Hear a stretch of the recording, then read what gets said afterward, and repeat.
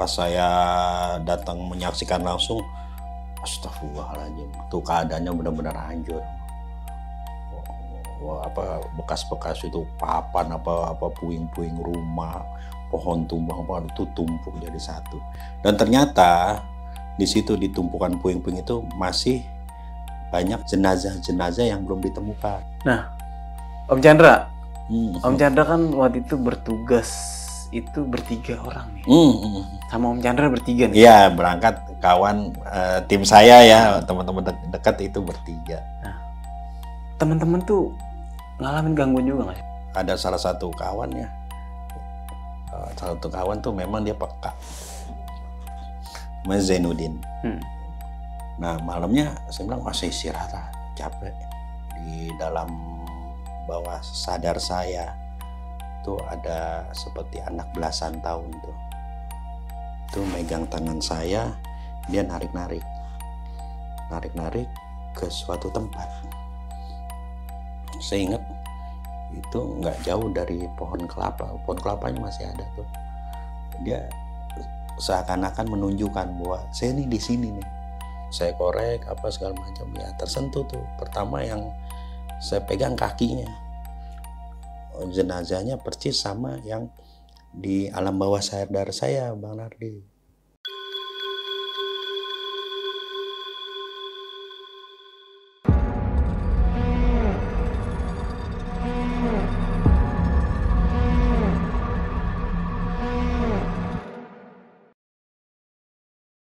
Halo Sobat OTM, balik lagi di obrolan tengah malam. Semakin malam, semakin seram.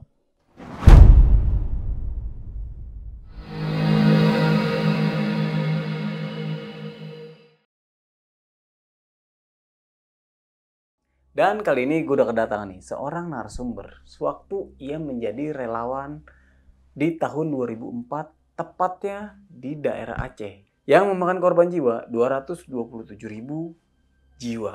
Penasaran dengan narasumber gue siapa? Langsung aja nih, gue sapa narasumber kita pada malam kali ini. Selamat malam, Om Chandra. Bisa dibilang anak jin. Iya, malam. Apa kabar, Om? Alhamdulillah, baik, Bang Nardi. Om, kenapa bisa dibilang anak jin? Cuman julukan, Bang Nardi. Julukan? Iya, bukan asli anak jin. Oh, kalau asli anak jin kacau nih studio. Nah, itu dia. Ya. Makanya apa? Banyak tuh coba undang anak jin. Makanya kita bingung tuh. Iya. Anak jin itu maksudnya siapa? Pas kita cari tahu ternyata Om Chandra nih. Oh iya. Om, pas di tragedi tsunami Aceh ini, tepatnya di tahun 2004, Om Chandra menjadi relawan, itu tugasnya ngapain, Om? Ya, pertama kita searching jenazah dan evakuasi, lalu kita pulasara. Apa itu? Dirapikan, dimandikan, dikafankan, dan dimakamkan. Oh, berarti sama aja nih. Tetap jadi pemandi jenazah juga. Tetap nggak pernah lepas hidup saya dengan memandikan jenazah. Hobi, Bang Nardi. Oke. Dan Om Chandra ini juga mempunyai beberapa dokumentasi. Ada dokumentasi. Waktu di kejadian itu. Iya ada. Wah. Tepat 20 tahun tsunami Aceh ini sudah terjadi. Gue di sini cuma bisa mendoakan korban-korban yang sudah meninggal dan kita doakan bersama. Oke, mungkin buat teman-teman semua nih yang mau jadi narasumber dan mempunyai cerita mistis, kalian bisa langsung WhatsApp ke nomor yang ada di bawah sini. Jangan lupa kunjungi media sosial kita. Nanti semuanya gue taruh di deskripsi. Om Chandra, siap. Sudah siap? Insya Allah siap. Oke, obrolan tengah malam kita mulai.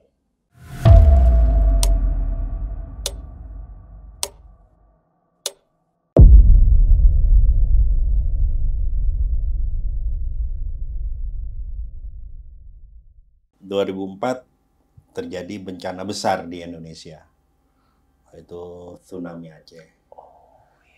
Tadinya kan kita tuh bikin posko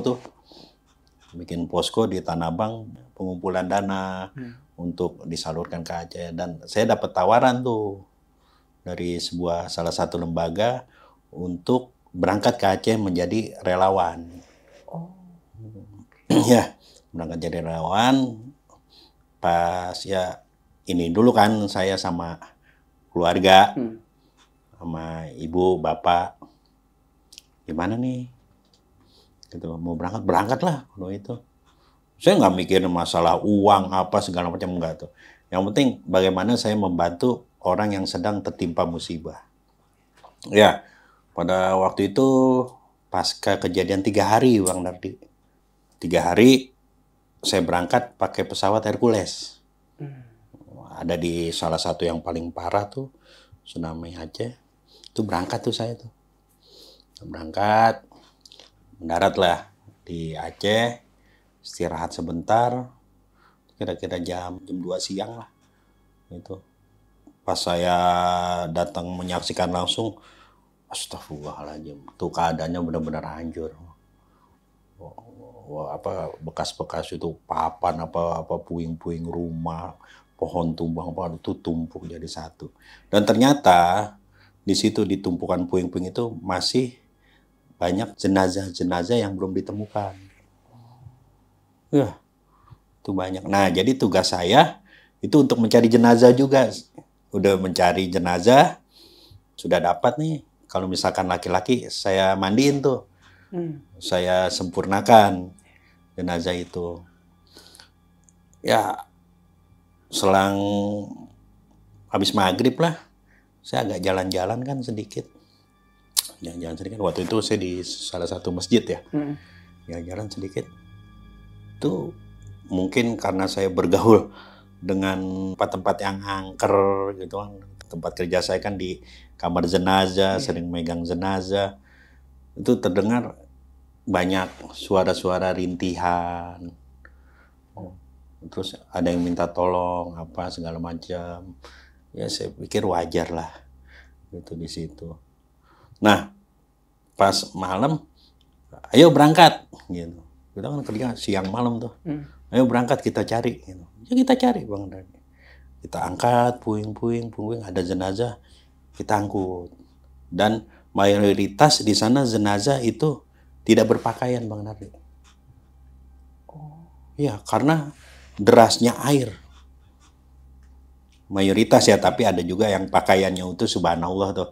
Saya pernah ceritakan tuh bagaimana ibu-ibu itu pakaiannya utuh, jilbabnya utuh, mukanya utuh. Gitu. Dan subhanallah dia itu ternyata hafiz Al-Quran. Nah, setelah itu malam ya, itu malam saya ke sebuah, di situ perkebunan ya, tapi udah banyak timbunan puing-puing. Saya geser, itu ada tangan dia begini nih. Jadi saya korek-korek tuh puing ada telapak tangan begini nih. Nah, telapak tangan saya angkat tuh anak kecil Bang Nardi. Sedih saya kalau kisaran umur 7 tahun 8 tahun tuh. Itu saya gendong laki-laki. Ini udah nggak berpakaian, saya bawa. Ayo nih orang-orang sih banyak yang ngungsi kan. Itu di ini dulu. Ini ada yang kenal nggak? Ada yang kenal nggak? Terus apa mungkin sanak saudaranya? Kalau nggak kita kuburkan massal. Saya tak tahu prosesnya ya seperti itu kan di sana kan. Itu hari pertama malamnya tuh Bang Nardi. Itu belum ada kejadian mungkin bagi saya aneh ya kalau suara-suara gitu ya wajar lah, apa bekas orang bencana itu wajar karena memakan ratusan ribu jiwa di sana. Nah, hari keduanya Bang Nardi, saya itu tugas mulai jam 10. Ya kan malamnya sampai jam 11 lah, terus jam 10 paginya saya mulai nyari lagi. Itu kira-kira saya dapat jenazah belasan lah, nggak sampai puluhan. Belasan, kira-kira 18, 19 tuh. Itu ya intens kita. Angkat lagi, wah banyak Bang Nardi di situ. Kita jadi makannya begini nih. Ini jenazah yang ya lumayan aromanya kan gitu, karena udah 3 hari. Itu kita makan tuh Bang Nardi. Nggak ada rasa geli, nggak ada rasa mual, itu kita makan aja tuh. Jadi di sana benar-benar yang saya pikirkan bagaimana membantu mereka yang sedang kesusahan. Jadi rasa itu dibuang dulu tuh. Rasa itu dibuang dulu. Nah, break saya jam 1 zuhur, salat zuhur, itu mulai lagi. Kita cari itu nggak dapet tuh. 2 jam nggak dapet saya. 2 jam nggak dapet. Asar break dulu. Terus nyari lagi. Itu nggak dapet lagi. Susah Bang Nardi apa. Puing-puing kan diangkat-angkatin dulu gitu. Terus ada di lumpur. Nah malamnya saya bilang saya istirahat, capek. Di dalam bawah sadar saya itu ada seperti anak belasan tahun tuh. Itu megang tangan saya, dia narik-narik ke suatu tempat. Saya ingat itu nggak jauh dari pohon kelapanya masih ada tuh. Dia seakan-akan menunjukkan bahwa saya nih di sini nih. Nah, setelah itu saya nggak pas bangun kaget begitu kan, wah nggak ambil pusing, tapi masih kepikiran tuh apa iya ada di situ. Jadi kondisinya tuh lumpur, nggak puing-puing. Jadi lumpur, kebanyakan jenazah tuh meninggalnya yang di puing-puing lah. Gitu karena dia terbentur apa segala macam. Nah itu di lumpur. Saya bilang sama teman saya kan, tuh kayaknya di situ ada tuh. Gue dapet bising kan. Gitu. Gue dapet firasat. Kata teman, wah, cuman firasat kali Cang. Ayo, gak ada salahnya kita coba. Sedengkul lah. Itu lumpurnya tuh kita masuk. Saya korek apa segala macam ya tersentuh tuh. Pertama yang saya pegang kakinya. Nah itu persis jenazahnya persis sama yang di alam bawah sadar saya, Bang Nardi. Iya itu banyak keanehan di sana. Yang pertama yang apa suara-suara itu jeritan minta tolong apa segala macam, yang itu tuh. Itu anak muda dan dia hanya pakai dia celana pendek nih. Celana pendek tapi atasnya udah enggak. Karena saya bilang kan tadi derasnya air jadi kebuka. Itu hari kedua. Ya masih enteng lah saya bilang. Masih ini saya mandiin apa segala macam, saya kafanin, ada dokumentasinya tuh nanti tuh berapa mayat saya jajarin, saya sudah bikin pocong apa segala macam. Nah, hari ketiga malamnya itu hari ketiga itu ada semacam bisikan. Kalau nggak salah tuh ibu-ibu. Tolong. Udah macam-macam di sana. Saya bilang, tolong. Ya pasti orang di situ kan saya pikir masih hidup kan gitu kan. Apa namanya? Kontak batin mungkin kan. Tolong. Nah diperlihatkanlah saya tuh sebuah rumah tapi udah hancur. Udah ambruk. Saya bilang lagi sama tim tuh kawan-kawan, rumahnya seperti ini, ada yang minta tolong.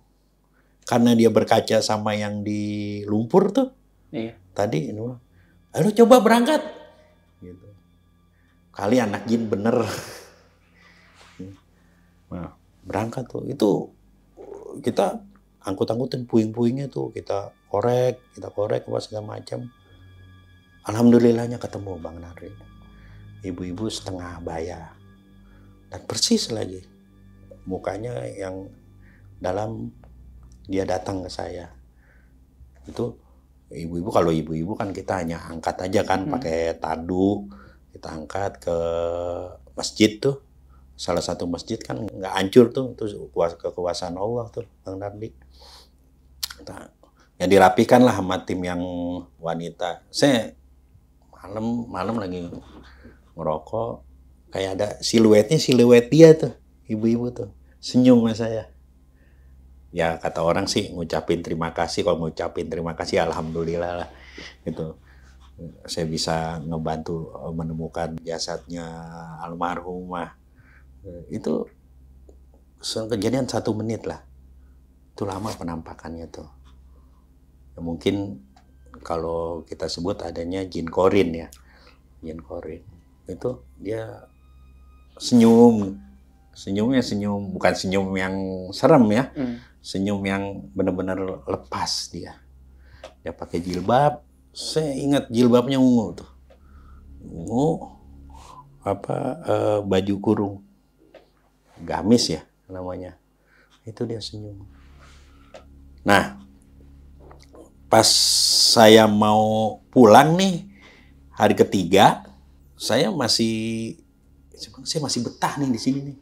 Saya masih kurang gitu. Kan harusnya 3 hari A+, 3 hari A+ tuh. Pulang ke nih. Saya minta perpanjangan tuh. Minta perpanjangan untuk coba dah sehari lagi. Saya hobi ngebantu orang tuh hobi. Apalagi yang berhubungan dengan jenazah kan. Saya membandingkan jenazah aja tuh hobi itu. Nah, bisa tapi pulangnya nunggu 3 hari lagi. Kalau mau perpanjang ya 3 hari lagi. Tapi jadi pertanyaan, fisiknya kuat nggak? Kuat atau tidak? Makanya dari itu dites dulu kan di sana. Oh masih layak apa segala macam. Ikut lagi saya. Itu dari hari 3 ke 6 ya. Jadi saya hari ke-6 saya pulang.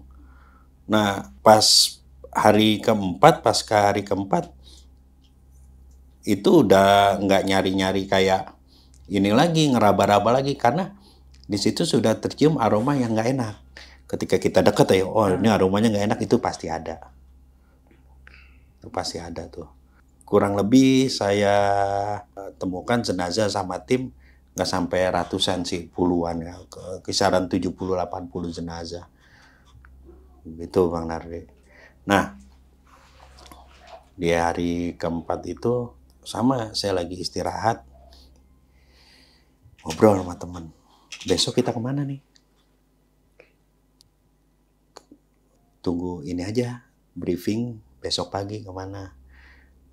Kemarin kan katanya dengar-dengar situ punya firasat ada, ya 2 kali mungkin itu kebetulan. Kata saya begitu. Oh itu mah bukan kebetulan kata dia. Memang sang almarhum nih mau ditemukan dan menunjukkan dan wasilahnya abang nih gitu. Saya bilang iya sih. Nah saya sampai jam 12 tuh ngopi, iseng lagi. Iseng, saya jalan keluar. Karena di sana agak gimana, nggak dataran rendah ya Bang Nardi. Jadi hawanya tuh gerah. Seorangnya nggak bisa gerah kan. Saya jalan-jalan tuh cari angin. Tetap hawa mistis itu ada. Hawa mistis tuh banyak. Karena saya bilang, jin itu memanfaatkan suatu momen ketika dia mau mengganggu manusia. Itu momennya bencana. Itu banyak goda-godaan jin. Terutama jin yang tidak bertanggung jawab untuk mengurungkan niat kita berbuat baik. Kayak relawan-relawan banyak, diganggu jin tuh banyak. Ya kesurupan apa segala macam. Ya kalau misalkan keluarga nih ada yang kesurupan, gitu, itu permainan jin. Ada juga yang masuk jin korin. Jin korin itu dia nunjukin di mana jasadnya, dia nunjukin tuh. Keluarga ada yang kesurupan misalkan.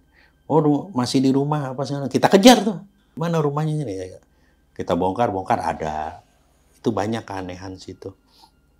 Dan yang saya nggak habis pikir gini Bang Nardi. Yang ibu-ibu itu. Ya dia salah satu ibundanya seorang ustadz. Bundanya seorang ustadz yang saya bilang tadi tuh. Itu luar biasa tuh. Mukanya bersih. Masih tertutup, auratnya terjaga. Yang saya temukan itu tuh. Dan ternyata dia hafiz Al-Quran. Ya hafiz Al-Quran, makanya janji Allah, barang siapa yang dia menghafal Al-Quran tuh jenazahnya pasti dijaga sama Allah. Dan itu terbukti di situ. Itu yang paling mengena bagi saya. Dan anak kecil tadi itu. Saya kalau ngangkat anak kecil, jenazah anak kecil, nemuin anak kecil, udah pasti sedih. Air mata netes aja. Kenapa? Ingat anak. Saya kan nikah relatif muda ya. Jadi umur segitu udah punya anak, saya ingat anak aja. Bayi itu kurang nggak sampai puluhan ada lah. Bayi. Hari kelima tambah ini lagi aroma tuh, nyanter lagi. Nah, itu saya lebih mudah menemukan jenazah itu ya kesanaannya, Pak Nardi. Sebab ketika tercium aroma udah pasti itu ada.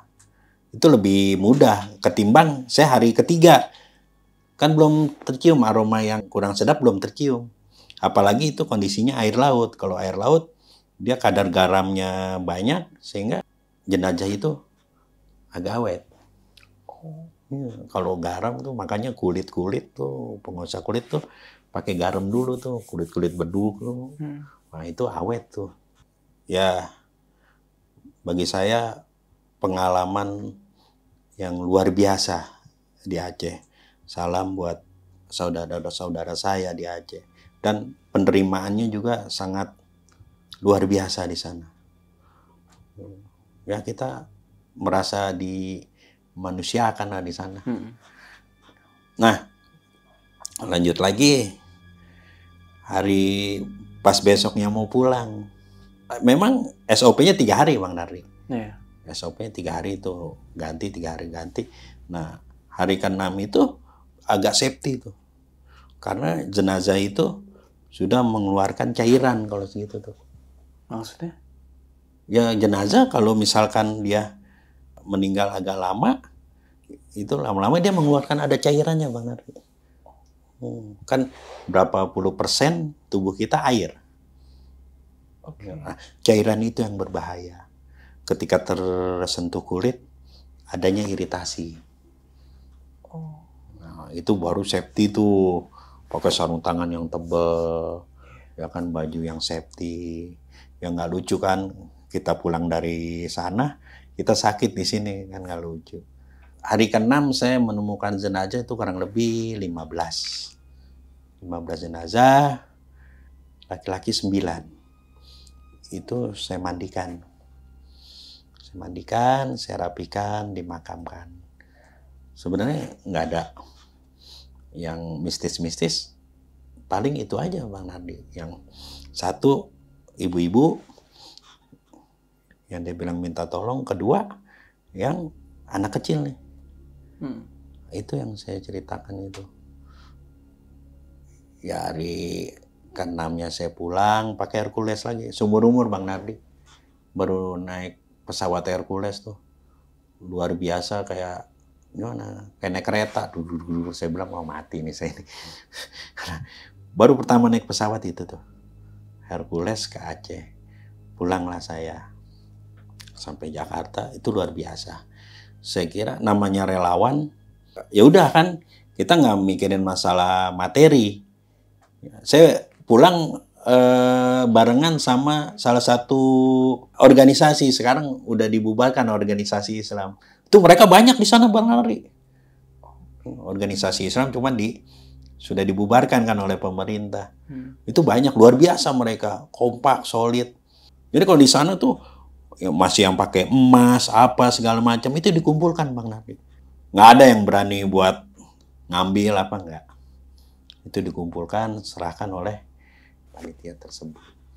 Nah, saya pulang tuh berbarengan dengan organisasi itu.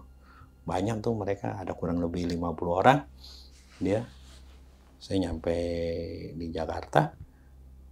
Nah, di sini nih karena saya di sana ya agak lumayan capek, itu ngedrop, Bang Nardi. Badan tuh ngedrop. Muka pucat, kurang makan. Padahal di sana makan. Nah, udah gitu ngeliat kan orang tua. Kenapa pulang dari sana? Iya nih. Kayaknya kurang enak badan. Udah periksa ke dokter. Periksa ke dokter. Nggak apa-apa, cuman keletihan. Tapi pemikiran saya gini.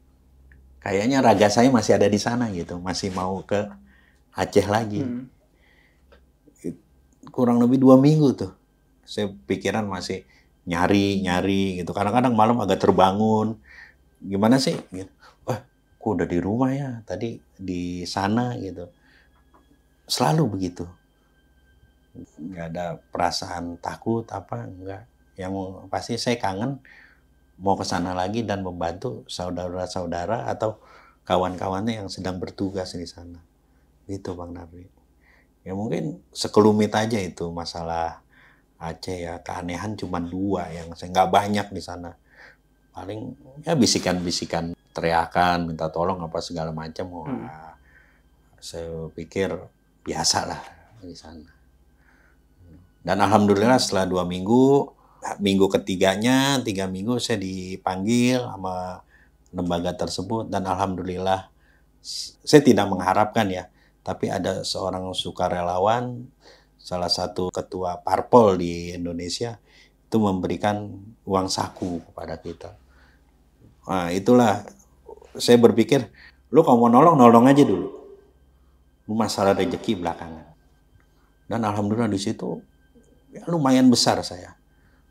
Awalnya nggak mikirin saya dapat imbalan apa, yang penting saya jadi sukarelawan dan membantu orang yang sedang kesusahan. Gitu Bang Nardi. Dapatkan apresiasi lah intinya. Iya, iya. Oke nih Om, wah nih. Berarti totalnya itu 6 hari Om ya? 6 hari karena saya minta perpanjangan. Dan kondisi fisik saya itu masih agak kuat. Tapi kalau udah drop, kebanyakan ngedrop sono Bang Nardi. Karena aromanya nggak enak, makan kurang, terus kerja terus, itu ngedrop. Oke. Nah, Om, ini kan bencana di Aceh ini di tahun 2004 ya. Dan memakan banyak korban jiwa. Iya. Nah, ketika Om menjadi relawan, itu Om tuh tergabung di dalam organisasi atau komunitas apa? Ada suatu lembaga di DKI yang mengkontak saya nggak sebut di sini ya. Nah, itulah mereka yang memberangkatkan kita. Intinya dia lambangnya bulan sabit lah. Oke. Itu Om sendiri atau ada rombongan lain atau ada timnya sendiri nih Om? Saya tim bertiga yang ahli memandikan jenazah tuh bertiga, makanya diturunkan ke sana. Jadi saking banyaknya kan nggak mungkin kan satu orang pulasara kan nggak mungkin Bang Nardi. Oke. Makanya saya kalau sekali mandiin 4, 5, saya bilang lagi nanti ada dokumentasinya ketika saya sudah memandikan saya rapihkan tuh. Nah Om, ini kan jatuhnya nih memandikan itu dengan secara massal nih. Iya. Nah, perbedaannya apa sih memandikan jenazah itu secara massal sama memandikan jenazah itu satu persatu? Ya, sebenarnya sih sama Bang Nardi. Ya kita selesaikan 1 dulu, baru 2. Kan nggak mungkin semuanya kan. Nah 1 selesai gitu, saya taruh di kain kafan, terus saya mandiin lagi. Misalkan ada 5 nih, saya gelar dulu kain kafan tuh 5 tuh. Saya set dulu, saya mandikan, taruh, terus baru saya bungkusnya satu-satu lagi. Yang beda cuma doanya. Ketika doa kan kalau sendiri, kalau laki-laki Allahumma gfir lahu. Tapi kalau dia masal gitu Allahumma gfir lahu. Bedanya itu aja. Oh, berarti kalau misalnya caranya memandikan itu sama ya? Sama. Yang membedakan tuh ketika mendoakannya. Iya. Dan juga ada tata cara memandikan ketika tubuh itu udah mulai membusuk. Itu ada. Nggak mungkin Bang Nardi kita gosok ini, nggak mungkin. Itu pasti kita, ini sarung tangan latek, terus saya buat dari kain kafan tuh semacam sarung tangan, saya masukin sabun tuh, sabun batangan gitu, saya gosok-gosok, ini kan berbusa, ini saya gini-giniin Bang Nardi. Tuh nggak digosok, kalau digosok ngikut ya kulitnya. Oh kalau yang udah lama? Yang udah lama, gini kondisi jenazah gini Bang Nardi, kalau sudah 1-24 jam misalkan, itu kalau kita giniin kulit ari kita ikut jadi kelihatan putih nih.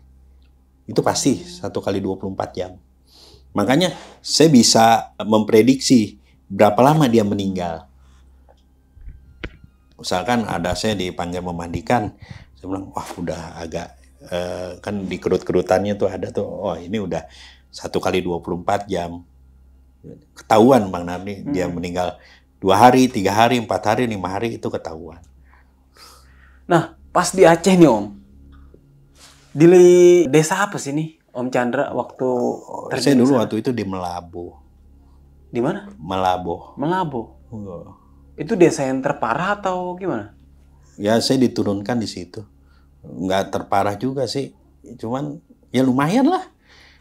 Oh, soalnya kan waktu itu yang saya tahu nih Om ya, hampir menyeluruh ya. Hampir menyeluruh. Hampir menyeluruh. Benar Bang Nardi. Saya di situ tuh ada warga situ tuh yang selamat. Tuh warga gitu yang selamat. Jadi rumahnya dia, terus di sebelah sananya laut. Ini muara nih, kali ini. Dan ini jalan menuju kota dia. Nah di situ pertama gempa sekali. Gempa sekali, pada keluar tuh ibunya disuruh keluar. Ibunya disuruh keluar, nggak lama dia naik ke atas, ngelihat arah laut. Air laut lagi datang tuh.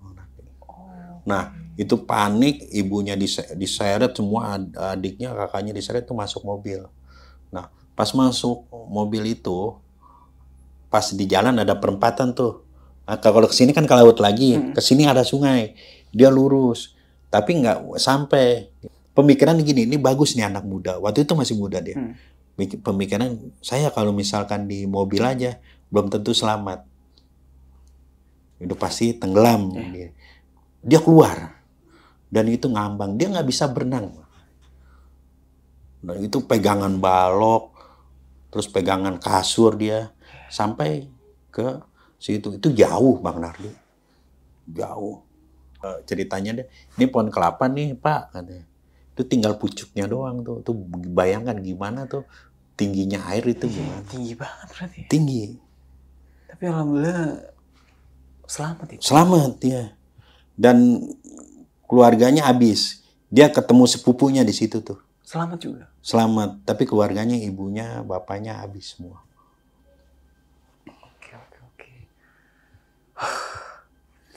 Om, sosok yang tadi Om Chandra ini ceritakan, yang berjilbab dan mukanya itu bener-bener bersih. Itu menurut Om Chandra itu seperti apa tuh Om? Aneh Bang Nardi.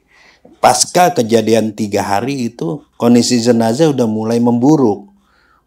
Ini ketika Om Chandra temukan? Iya, sama tim. Dan itu kondisinya masih biasa. Mukanya nggak ada pucat-pucatnya. Jilbabnya masih nempel. Saya bilang mayoritas jenazah di sana itu sudah bertelanjang dada. Iya. Mayoritas ya. Tapi itu masih lengkap. Subhanallah banget. Subhanallah. Oke. Dan Ustadz punya Ustadz ternyata dia itu Hafiz Al-Quran. Hafizah. hafizah. Iya. Makanya asli Bang Nardi, saya di sana tuh ingat, benar-benar ingat kematian tuh di sana tuh. Iya. Itu berapa banyak korban jiwa itu ya? Ratusan ribu. Nah Om, dalam sehari nih Om Chandra itu bisa menemukan dan memandikan jenazah itu berapa? Nggak tentu Bang Nardi. Kadang ada rekor ya. Rekor itu saya menemukan 22 orang laki-laki memandikan saya. 22 orang. Tapi nggak saya aja, bertiga tuh. Yang paling memandikan tuh bertiga tuh saya tuh. Oh, dalam sehari ya? Dalam sehari, nggak saya sendiri. Mabok 22 orang saya memandikan sendiri, mabok saya. Nah tapi kalau misal Om Chandra ini khusus laki-laki atau? Ya kalau nyari, kalau lagi searching jenazah ya perempuan laki-laki kita angkut. Tapi kalau memandikan, saya khusus laki-laki. Oh, kalau untuk yang perempuan ada lagi ya? Ada di sana, relawannya ada. Berarti Om Chandra tinggal di posko jatuhnya itu? Iya, tinggal di posko, ada suatu masjid lah di situ. Oh. Oke, berarti totalnya dalam waktu jatuhnya ini 6 hari? 6 hari. Berapa Om totalnya Om? Kira-kira 80-an orang lah saya temukan. Nggak sampai ratusan. Medannya susah Bang Nardi. Saya bilang harus angkut puing, angkat-angkat puing dulu, apa segala macam. Kebanyakan dia tertimpa puing jenazah itu. Cuma kan air nih datang, rumah tuh ke bawah tuh semua tuh. Jadi nimpah mereka. Yang banyak mengakibatkan kematian mungkin dia terbentur ya kan. Ya ada yang kondisinya mohon maaf nggak utuh ada. Oke. Nah, untuk jenazah yang tidak utuh itu berarti banyak banget. Ada banyak karena dia terjepit apa segala macam. Yang kita pulasara ya seadanya aja Bang Nardi. Nah, penasaran sama suara nih ketika Om Chandra itu malam-malam ingin mencari angin. Nah, itu kan Om Chandra itu dengar suara minta tolong. Ibu-ibu setengah baya. Ya. Oh, itu dia bilang minta tolong agar jasad itu ditemukan. Iya. Jadi ketika saya ngopi ngerokok ada terdengar minta tolong, itu agak ngeblank tuh. Tapi diperlihatkan sebuah bangunan. Oke, makanya dia ditemukan di reruntuhan bangunan tersebut. Itu. Dan di situ mohon maaf ya dia udah pakaiannya udah compang-camping lah. Gitu. Untuk apa? Organ tubuhnya itu? Masih utuh. Cuman agak dia kegencet aja. Kegencet mesti bener-bener masih utuh ya, nggak ada yang hilang. Nggak ada yang hilang, cuma memar aja ya. Nah, untuk organ tubuh yang hilang nih Om. Nah, itu cara mengumpulkannya sama memandikan itu seperti apa? Ya, kalau misalkan masih memungkinkan untuk ditemukan potongan-potongan tubuh tersebut, ya kita cari semaksimal mungkin. Tapi ketika tidak ditemukan, ya kita mandikan seadanya, tetap dimandikan. Dan tetap kain kafan itu, pocongannya itu harus sempurna. Walaupun ada organ yang nggak lengkap. Iya, walaupun ada organ yang misalkan tangannya satu gitu, bagaimana kita supaya mereka kelihatan ajanya itu sempurna begini gitu kan. Terus kakinya nggak ada, bagaimana kita seolah-olah sempurna gitu. Saya biasanya pakai kapas tuh saya bikin kaki-kakian sehingga ketika dijadikan pocong tuh itu dia seperti sempurna gitu Bang Nardi. Ya mungkin bagi orang lain gitu ngelihat sekilas wah nggak ada apa-apa, tetapi ada salah satu anggota tubuhnya yang tidak diketemukan. Nah, Om Chandra, Om Chandra kan waktu itu bertugas itu bertiga orang nih.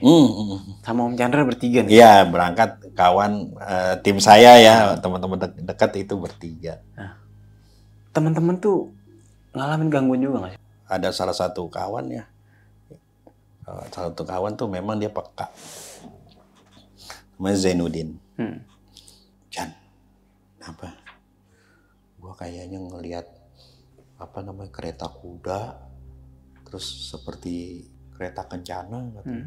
Itu jalan tuh Chan ngambang gitu. Saya bilang lu halusinasi kali. Gua Chan bener. Jangan-jangan Nyi Roro Kidul katanya. Udah jangan. Jadi saya bilang itu banyak penglihatan kawan-kawan juga banyak. Bagi saya itu adalah momennya jin untuk menyesatkan kita. Yang tadi Om sempat bilang. Iya, itu ada yang ngelihat ular. Zainuddin sempat ngelihat ular itu segede pohon kelapa lagi melintas. Jadi jalan di atas lumpur. Kalau ular gede di atas lumpur kan lembek. Itu pasti tenggelam. Ini nggak tenggelam. Berarti yang paling sering ini sih Zainuddin tuh sering tuh. Nanti insya Allah untuk next ke depannya saya rekomendasiin tuh undang dia tuh. Oke, siap. Nah kalau untuk temen yang Om satu lagi tuh sempat juga nggak ngalamin? Ya sempat dia ngedengar Hanapi ya. Dia sempat ngedengar suara ya sama kayak saya. Oke, berarti yang lebih parah nih sih Zainuddin. Ya? Iya, dia ngeliat ular, wah gede Chan di atas lumpur. Logikanya ketika ular kan tuh berat kalau gede ya pasti mendam ke lumpur. Ini enggak. Oke nih Om, sebelum mengakhiri cerita nih Om Chandra punya pesan-pesan nih buat sobat OTM yang ada di rumah dari kesimpulan cerita Om Chandra yang Om bawain pada malam kali ini. Ya, kesimpulannya saya berangkat ke Aceh tanpa memikirkan imbalan atau sesuatu. Tapi bagi kawan-kawan yang ingin berbuat baik dan menolong sesama, insya Allah rezeki itu akan mengikuti. Pasti ada. Pasti ada. Makanya selalu berbuat baiklah untuk menolong sesama. Berarti ketika kita ingin berbuat atau niat baik itu jangan pernah memandang dari segi materi. Iya, benar Bang. Oke, ada lagi Om? Ya segitu aja sih. Oke nih Om Chandra, sekali lagi terima kasih nih Om sudah hadir dan mau membagikan sebuah kisah nih di tahun 2004. Sama-sama, kisah yang menyedihkan. Iya, tragedi Aceh nih. Oke, mungkin itu aja. Gua Nardi pamit undur diri. Sampai jumpa di video-video selanjutnya. Assalamualaikum warahmatullahi wabarakatuh.